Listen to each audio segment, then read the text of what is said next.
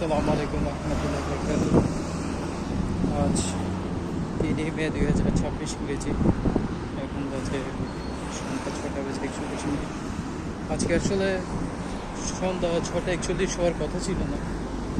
আমার কিছু বোকামির কারণে, কিছু সমস্যার কারণে আজকে আমি আবার এই জায়গায় এসেছি।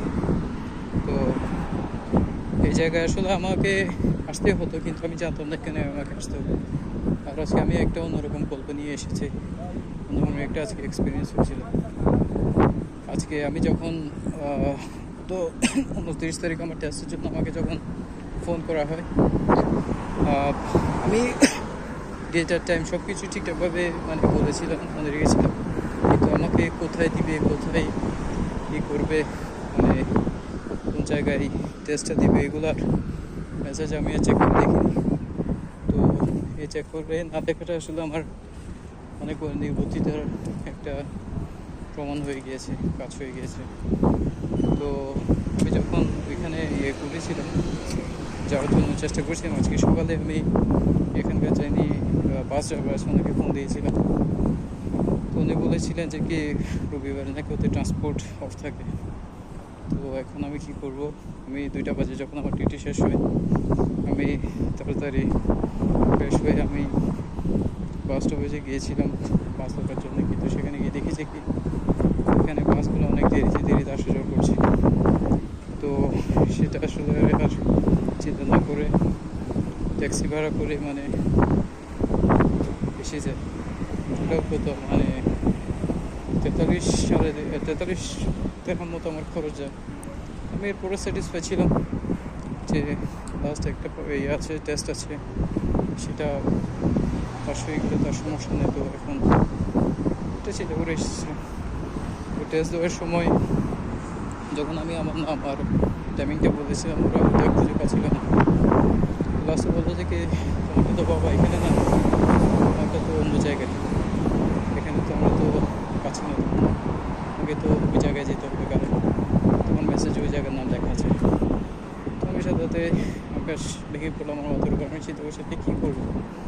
তো উপরের আর্টের কতগুলো মানুষ বসে, ওইখানে অফিস আছে ওদের, ভালো ভালো গণ্যমান্য ব্যক্তিবর্গ ওখানে বসে। আমি ওইখানে ওদের সাথে কথা বলি। তো একটা সলিউশন লাস্ট আমাকে দেখছে কি আমাকে এখানে আসতে হবে, এছাড়া সেকেন্ড কোনো ওয়ে নেই। তো ওরা আবার এখানকার যিনি টেস্ট করে ওনাকে ফোন করে দেয় যে কি আমি ওইখানে যাচ্ছি, আমাকে কোনো ঝামেলা না করার জন্য। তো যাব কীভাবে? এখন তো আসলে ট্যাক্সি ভাড়া করতে হবে, কিন্তু ট্যাক্সি তো অনেক টাকা। এখন ওনার ডিসাইড করলো যে ওইখানকার একজন মানুষ আছেন, ওই মানুষটাই আমাকে এখানে নিয়ে আসবেন, এরকম কথাবার্তা হলো। তো এখন আমাকে এখানে খাবার দেবেন, ওনার গাড়িতে করে আসি, মাঝে মধ্যে কথাও বলি।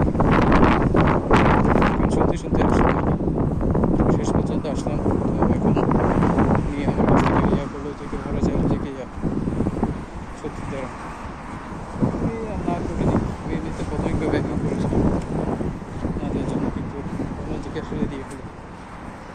এরপর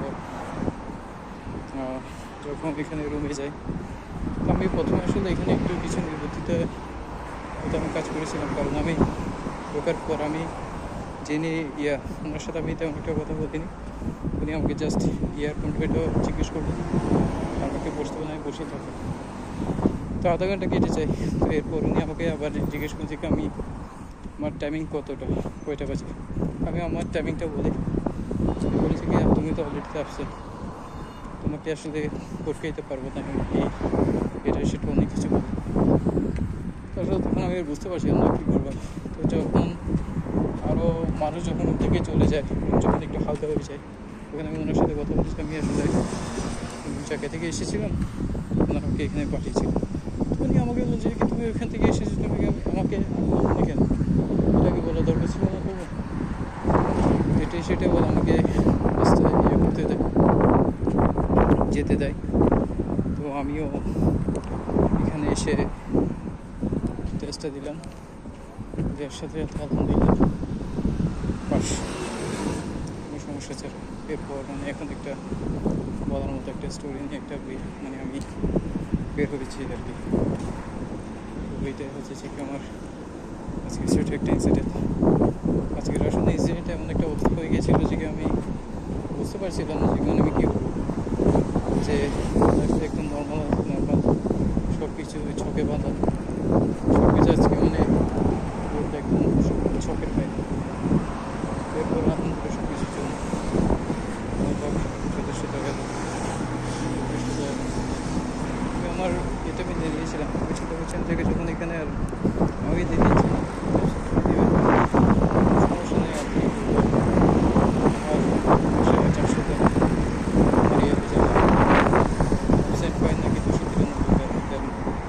তারপর আমার খরচ হয়েছে আসা যাওয়াতে 100 দেন।